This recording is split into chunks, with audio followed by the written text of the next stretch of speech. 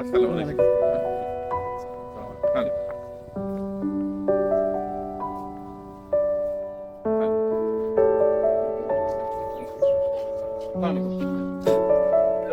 সেই সুবাদে বিভিন্ন সালিশ দরবার বিচার আচারে উপস্থিত হতে বিভিন্ন কার্যক্রম পরিচালনা করছে।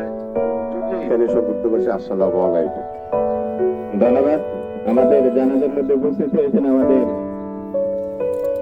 রিয়াজুল হাসান সাহেব। আজকে একটা নক্ষত্রের পতন হয়েছে রায়দিন থেকে। আমি ওনার আত্মার মাগফিরাত কামনা করছি। আল্লাহ যেন ওনাকে ব্যস্ত নসিব করেন। উনি যদি ভালো কোনো কাজের জন্য ওনার জীবনের সমস্ত গুণাগুলি মাফ করে দেয়। ভালো কাজ কবুল করেছেন, সবগুলো কবুল যেন আল্লাহ কবুল করে নিন।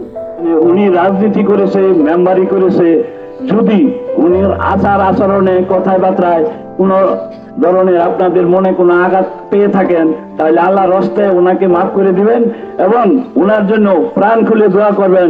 বিসমিল্লাহির রহমানির রহিম। উপস্থিত মুসল্লিয়ান, আসসালামু আলাইকুম ওয়া রাহমাতুল্লাহি ওয়া বারাকাতুহু।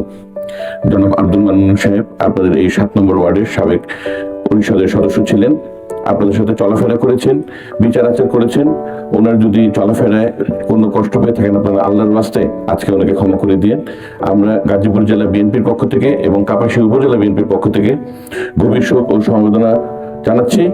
আল্লাহ যেন তাকে বেহেশত নসিব করেন এবং শোক স্বপ্নদ পরিবার যেন এই শোক সইতে পারেন। আল্লাহ যেন সেই তৌফিক দেন। আমিন। আমিও আন্তর্জাতিক জন্য দোয়া করি, আল্লাহ যেন সকলে মুক্তি করে। আমিন। আসসালামু আলাইকুম।